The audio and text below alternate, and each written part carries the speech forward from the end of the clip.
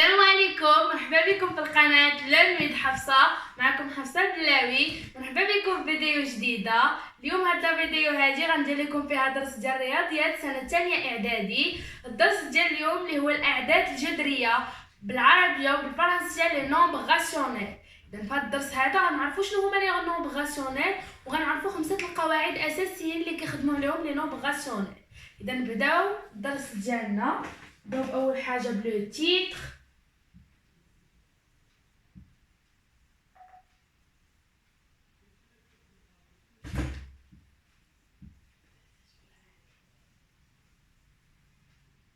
الاعداد الجذريه. اذا اول حاجه غادي نعرفوها هي شنو هما الاعداد الجذريه ولا لا ديفينيسيون ديال هاد لي نومبر هادو لي نومبر راسيونيل شنو كنعنيو بهم. ديفينيسيون. اذا عدد جذري هو قسمه عدد نسبي اللي هو اعداد نسبيه هي الاعداد الموجبه والاعداد السالبه على عدد صحيح نسبي غير منعدم. يعني الفوق خصو يكون يا بوزيتيف يا اما نيجاتيف، يعني وحده فيهم. والتحت خصو يكون يا اما بوزيتيف ولا نيجاتيف، وخصو يكون ديفيرون زيرو، يعني يكون ما كيساويش صفر ويكون صحيح، عدد صحيح. اذا باغ اكزومبل عندنا ناقص 9 على 10 ولا ناقص 9 على ناقص 10 ولا 9 على ناقص 10، يعني كيكون فوق عدد نسبي والتحت عدد صحيح نسبي غير منعدم. اذا ان نومبر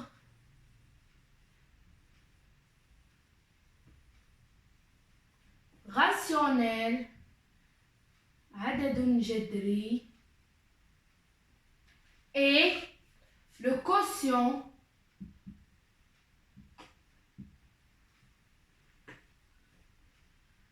d'un nombre هو قسمة عدد relatif. un nombre relatif عدد اللي هو كيكون يا سالب يا موجب. nombre relatif عدد نسبية par un nombre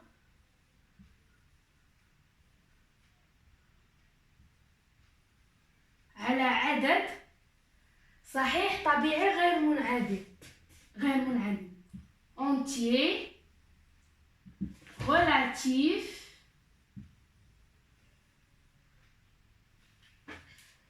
non nul، يعني صحيح نسبي غير منعدم. relatif non nul. اذا هذه هي لا ديفينيسيون. الا بغينا نكتبوا يعني الطريقه كيفاش كنكتبوا عدد جذري كما قلت لكم كتكون هنا هذا الشكل هذا، يعني 9 على 10 12 على 15 18، يعني اي عدد على اي عدد بشرط ان يكون للفوق ريلاتيف وللتحت انتي ريلاتيف نون نول. اذا دابا غادي نكتبوا اون نوت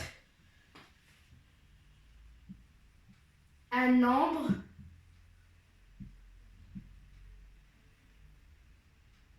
rationnel par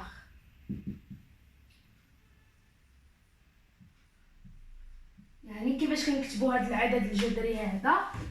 اذا كنكتبوه على هذا الشكل هذا ديال ا على بي. ا على بي يعني ا يقدر يكون اي رقم ولا اي عدد، و بي اي رقم ولا اي عدد. اذا ا عندها واحد لو نو، بي عندها واحد لو نو، وهذا كله سي ان نومبر راسيونيل. اذا كله نومبر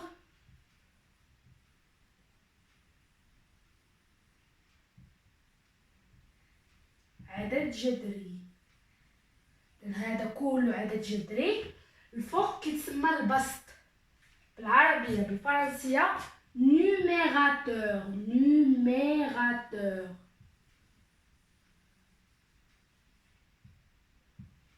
اللي تحت مقام بالعربيه بالفرنسيه dénominateur، يعني المقام هو dénominateur والبسط هو numérateur.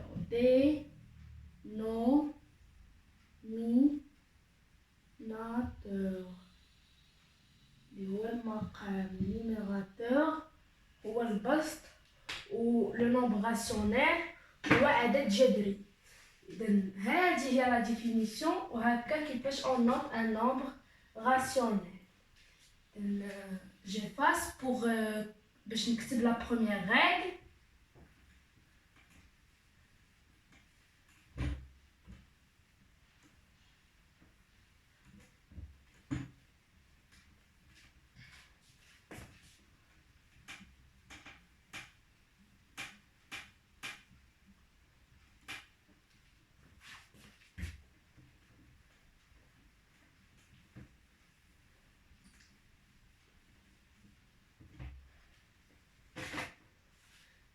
إذا غندوزو لا بروميير رègle. القاعدة الأولى اللي هي قاعدة اختزال عدد جذري، يعني règle de simplification. simplification هي اختزال. règle de simplification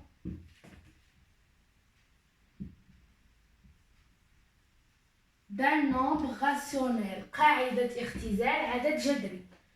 d'un nombre rationnel. عدد جذري.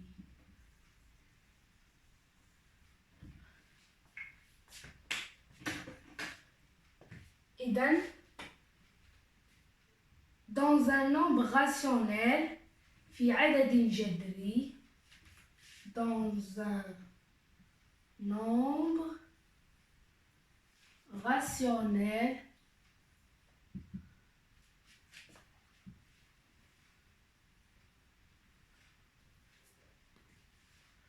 si on multiplie في عدد جذري.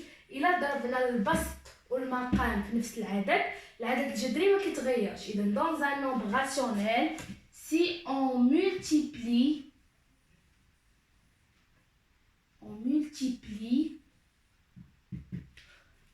les deux parties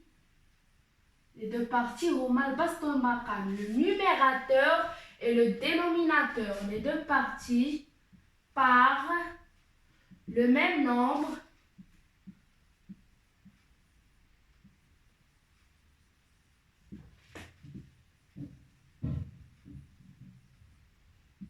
le nombre rationnel ne change pas. Le nombre rationnel ne change pas. يعني لا يتغير.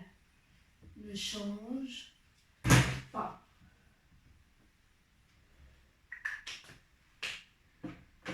إذا غادي نوريكم كيفاش. si A sur B est un nombre rationnel. Là, on a A sur B. On a A sur B est un nombre rationnel. A على B عدد جذري. Et K, nombre rationnel.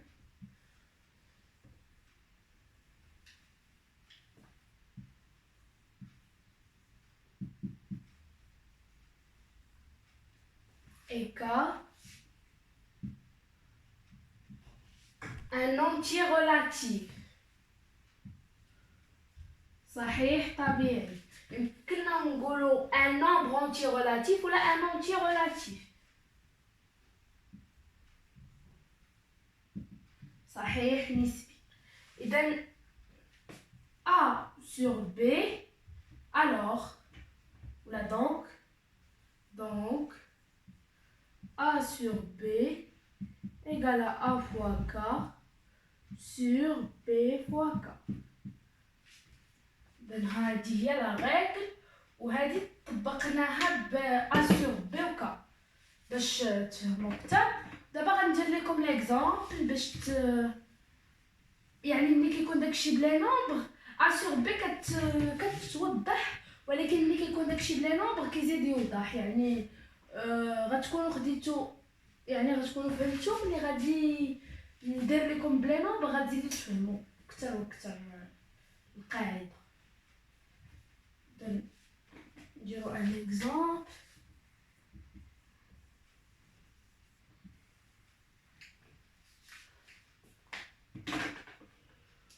مثلا عندنا 4 sur 8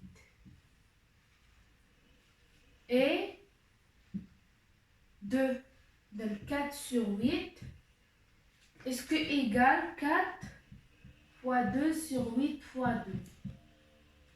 alors راه ils sont égaux. علاش؟ حيت الا عندنا هذا عدد كسري وبغينا نديرو ليه الاختزال يعني سامبليفيكاسيون، كتمشي غناخذ لو بلو باش نوضح لكم، كتمشي لو 2 مع لو 2 كتبقى 4 sur 8. اذا 4 sur 8 راه ايكال 4 sur 8 حيت ضربناهم بجوج في نفس العدد. ولا مثلا عندنا 4 sur 8 ضربنا 4 في 3 و 8 في 8 هادو ماشي ايغو حيت 8 ماشي هو لو ميم ديال 3. هذا هو ليكزامبل اللي غادي ناخذو. then ils sont égaux. ليكزامبل ساهل غير باش توضح الفكره وصافي. الوغ غندوزو للقاعده الثانيه اللي هي غير دو سين، قاعده الاشارات. يعني الاشارات هما كاين عندنا جوج اشارات في الرياضيات، كاين السالب والموجب. العدد اللي عنده ناقص قبل منه فهو عدد سالب، واللي عنده بلس قبل منه هو عدد موجب، واللي ما عنده حتى شي حاجه قبل منه مثلا 480 هذا عدد موجب، لان ما غنقولش زائد 480 هذيك الزائد كتحيد كدار لي نومبر نيجاتيف اللي ما نقدروش نحيدو الناقص، حيت الا حيدناها غادي نشوفو غيتسحب لنا بانه نومبر بوزيتيف. اذا ندوزو لا دوزيام règle de signe. règle des signes.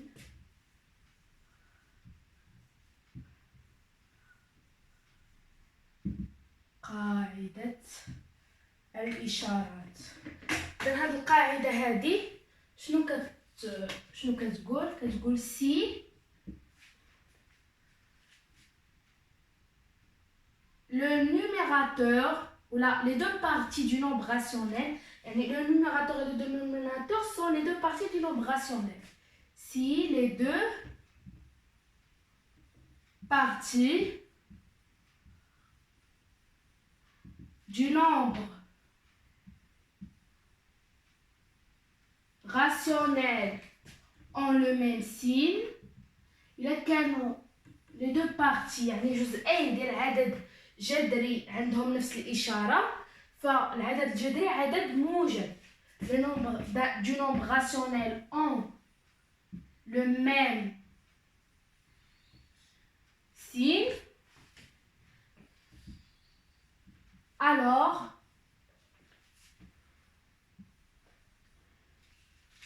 le nombre rationnel est positif. Le nombre rationnel est positif.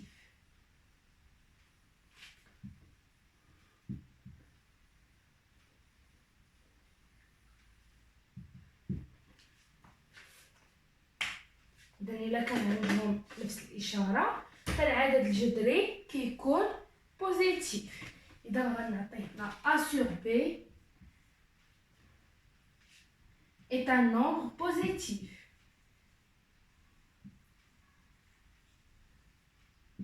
Positif. Moins A sur moins B est un nombre positif. Alors, je vais donner moins. Même que moins positif est un nombre. هاد الحاجة باش نزيد نوضح. A négatif, B négatif. Le nombre rationnel est positif. يعني ملي A و B تجمعوا مع بعضياتهم هما بجوجهم سالب عطاونا ان نومبر بوزيتيف. ماشي غير راه حتى هي بوزيتيف، لا كتبقى نيجاتيف بي نيجاتيف. غير هو ملي كنقسموا عدد هادي راه بحال القسمه، يعني قسمه هذا على هذا. اذا ملي كنقسموا عدد سالب على عدد سالب راه كيعطينا نتيجه عدد موجب. اذا ندوزو للقاعده الثانيه اللي هي في نفس القاعده ولكن الجزء الثاني من القاعده. Si les deux parties les deux parties du nombre rationnel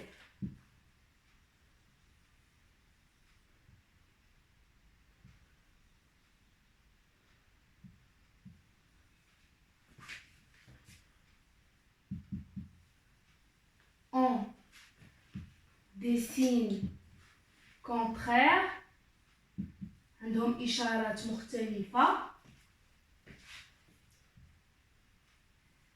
alors le nombre est négatif إذن العدد سالب alors le nombre rationnel العدد الجذري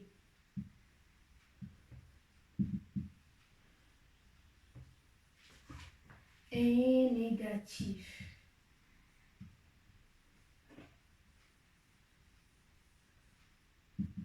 إذن غناخدو عاوتاني جوج ديال دابا هادو اللي عندهم لو ميم سين كاينين جوج د الحالات حتى اللي عندهم لي سين ديفيرون كاينين جوج د الحالات كاين موان ا سور بي هي كتبقى ديما حاله وحده ا سور موان بي ايكالا موان ا سور بي الا كانت لتحت كنطلعوها الفوق ولا نقدروا نديرو هكا قبل ما الكسر اذا الا كانت الفوق ولا لتحت بجوجهم كيعطيونا نفس النتيجه وكيبين بان العدد الكسري سالب. ها هو درنا ناقص قبل ما الكسر اذا est un nombre négatif.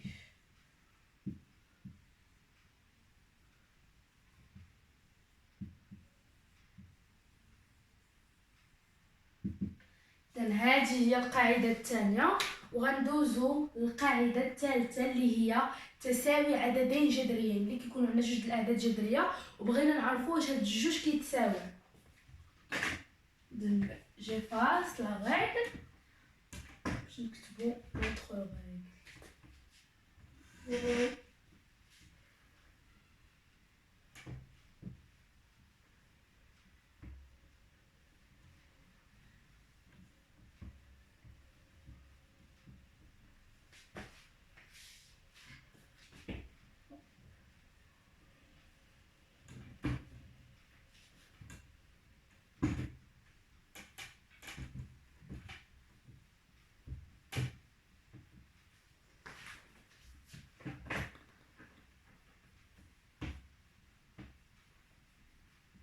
هاد لي ريغل هادو الا ركزتو فيهم وفهمتوهم ما تحتاجوش تحفظوهم، يعني اون فوا غادي تركزوا فيهم وغتركزوا في الشرح ديالهم غادي تركزوا لكم في البال ديالكم، يعني عمركم ما غادي تنساوهم وما تحتاجوش عاد تعاودوا تحفظوهم.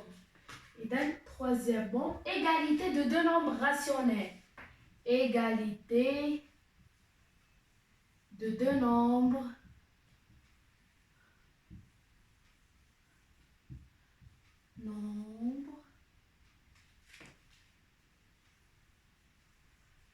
راسيونيل عددين جذريين.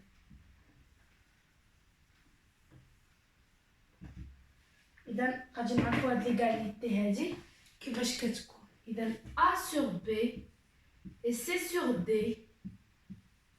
sont deux nombres rationnels. a sur b et c sur d sont deux nombres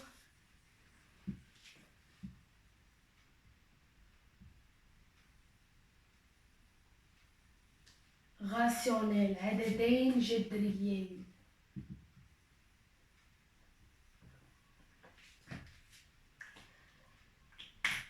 إذا عندنا A sur B égale C sur D. بغينا نعرفو واش يسون ايغو، بغينا هادي يعني حنا متاكدينش، حنا غير درنا هاد ليغاليتي باش نعرفو. اذا دونك الا كانوا كيتساواو فدي في ا كتساوي بي في سي. ا فوا دي ايغال بي فوا سي. اذا الا عندنا عددين جذريين وبغينا نعرفو واش كيتساويو كنضربو بسط الاول في مقام الثاني ومقام الاول في بسط الثاني، يعني le premier numérateur fois le deuxième dénominateur et le premier dénominateur fois le deuxième numérateur. ناخدو exemple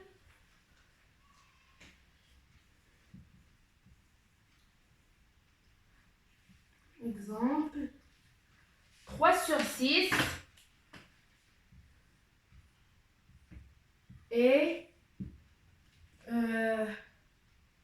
12 sur 24. Et donc, si on multiplie 3 fois 24, il donne 3 fois 24, premièrement. Deuxièmement, 6 fois 12. Troisièmement, 3 fois le résultat de هادي غنقارنو مع الريزولتا de هادي. إذا لينا عندنا 3 fois 4 c'est 12. 3 fois 2.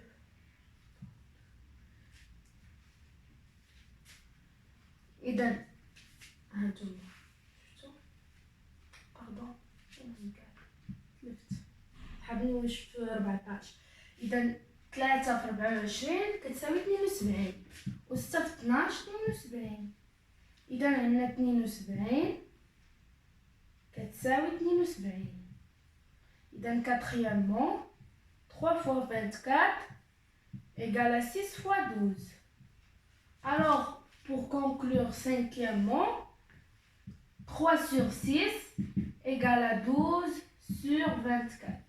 إذا أول إيتاب كنديروها هاد ليكزومبل هذا راه هو اللي كيوريك الطريقة كيفاش تجاوبوا على لي زيكزارسيس. إلا قال لك قارن ما بين هاد الجوج، كدير أول حاجة كضرب البسط في المقام والبسط في المقام. إذا أول إيتاب بسط في المقام بسط في المقام، من بعد كتقارن النتيجتين. إذا كانوا إيكو فإن هادي اللي درنا لا ملتيبليكاسيون الأولى كتساوي ملتيبليكاسيون الثانية، فإن العددين الكسريين بجوجهم كيتساويو. هادي قاعدة. الوغ غادي ندوزو للقاعدة الرابعة اللي هي حل معادلة AX كتساوي B. إذا عندنا AX كتساوي B، شنو هو الحل اللي نقدروا نديرو ليها؟ إذا ريزولوسيون دو ليكواسيون AX إيكال à B. AX هي A في X. إذا ملي كيكونوا عندنا دي لتر ولا ان نومبر فوا لتر، باغ اكزومبل عندنا A فوا B كتساوي AB، وعندنا A فوا 3 كتساوي 3A. يعني لو نومبر كيسبق ديما لو لتر.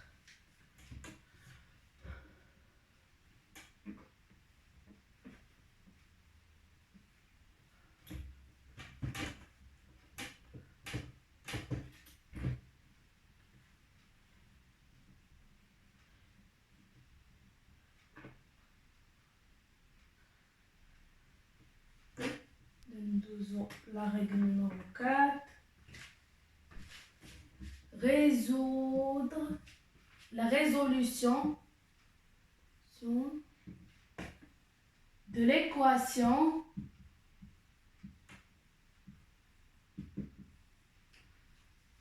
AX égale à B كتساوي B.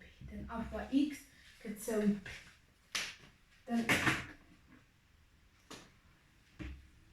A sur B est un nombre rationnel.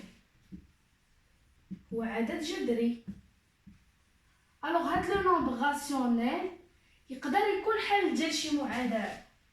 يقدر يكون لأن المعادلات حتى شنو عندنا 5 إكس كتساوي 10. إذا إكس كتساوي 10 على 5 عاد إيكال 2. الوغ هذا راه سي ان نومبر راسيونيل.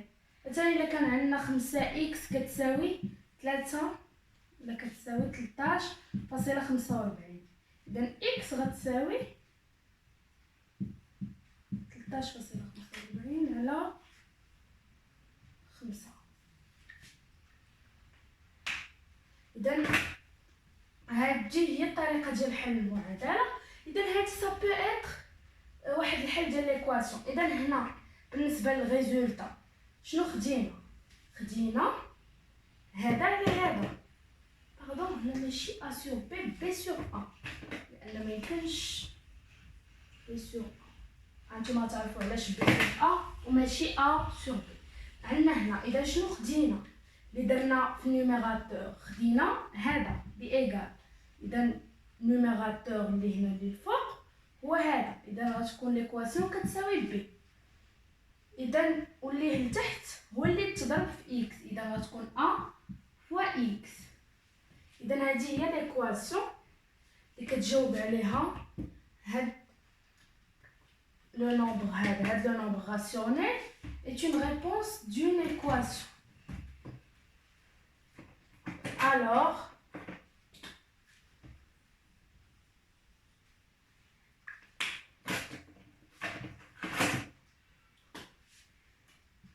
B sur A est la solution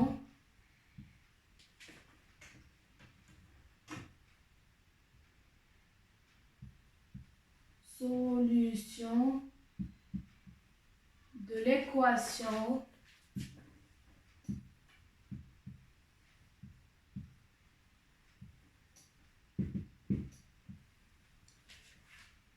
AX égale à B.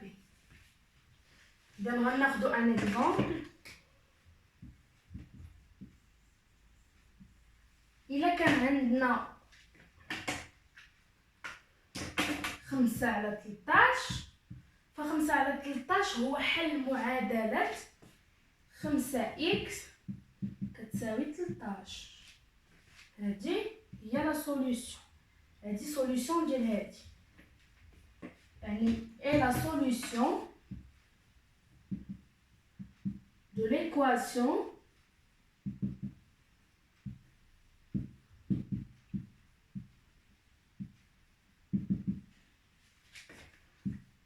خمسة إكس ماشي 5 إكس 13.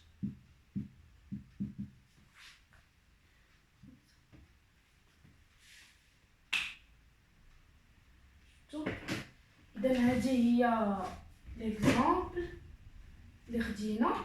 اذا باش نزيد نوضح لكم اكثر هذه القاعده، الا عندنا اي نومبر راسيونيل راه سا بو اتر حل ديال واحد المعادله. مثلا عندنا 5 اكس كتساوي 28، اذا اكس كتساوي 28 على 5.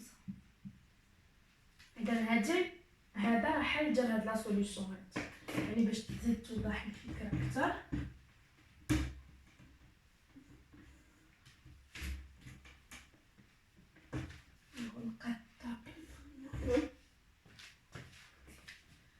نمسح لو تيتر حيت عندنا دابا اخر قاعده والاخرى سهله اللي هي ديال توحيد المقامات. réduire au même dénominateur. هذا هو السؤال اللي كيتعطى بزاف. réduire au même dénominateur puis calcul. ولا ما كيقولش لك كيعطيك غير الكالكول وانت خصك ضروري دير réduire au même dénominateur، حيت الا ما درتيهاش مثلا عندنا 5 على 13 زائد 2 على 26. واش غادي نجي غندير هي 7 على 39؟ راه سي فو. خصنا نديرو توحيد المقامات اولا réduire au même dénominateur. اذا réduire au même dénominateur.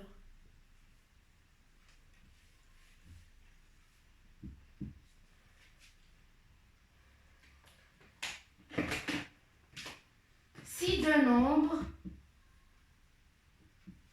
n'ont pas، يعني إلا كانوا عددين ما عندهمش نفس المقام موحد كنوحدوا لهم المقامات. Si deux nombres n'ont pas le même dénominateur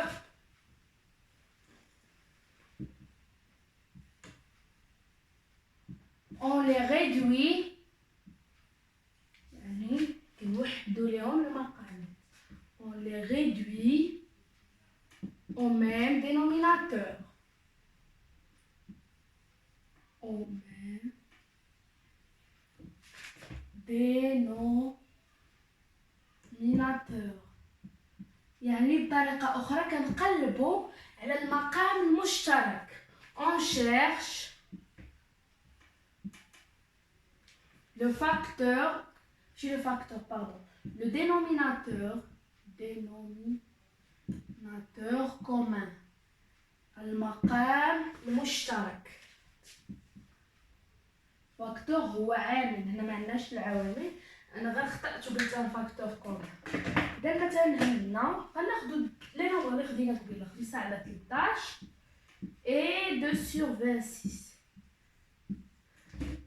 عندنا جوج ديال الطرق. الا كان واحد مضاعف الاخر، مثلا 13 كنضربوه في شي رقم كيعطينا 26، الوغ كنشدو وكنخليو واحد فيهم اللي المضاعف ديال الاخر، وكنشدو مثلا عندنا 2 على 4 و4 على 8. 4 من 8 من المضاعفات 4، يعني 8 كاينه جوج ضرب 4. اذا كنخليو هاد 4 على 8 كتبقى هي حيت كنضربوهم غير في واحد، وكنشدو هادي باش تولي عندها حتى هي 8 كنضربوها في جوج، لان 4 بجوج كتعطينا 8، والفوق كنضربوه في نفس الرقم، يعني كتعطينا 4 على 8 زائد 4 على 8 كتخرج نفس الرقم. ماشي ديما كتخرج نفس الرقم، ولكن هنا في هذه الحاله خرجت نفس الرقم. اذا نجيو نخدموا على هذه الحاله اللي عندنا. اذا 13 جدول الضرب ديال 13 كاين 26، 13 في 2 كتساوي 26. اذا كناخذوا 5 في 2 على 13 في 2 اي 2 في 1 على 26 في 1، حيت هادو ما كيتغيروش. اذا هي 10 على 26 اي 2 على 26. دابا كنديروا لهم يا اما الجمع او الطرح او المقارنه. الا بغينا نديروا الجمع ولا الطرح ولا المقارنه ديال عددين جذريين كنوحدوا لهم مقامات اولا. اما الضرب والقسمه راه كنضربوا البسط في البسط والمقام في المقام، والقسمه كنضربوا الاول في مقلوب الثاني. اذا وصلنا للنهايه ديال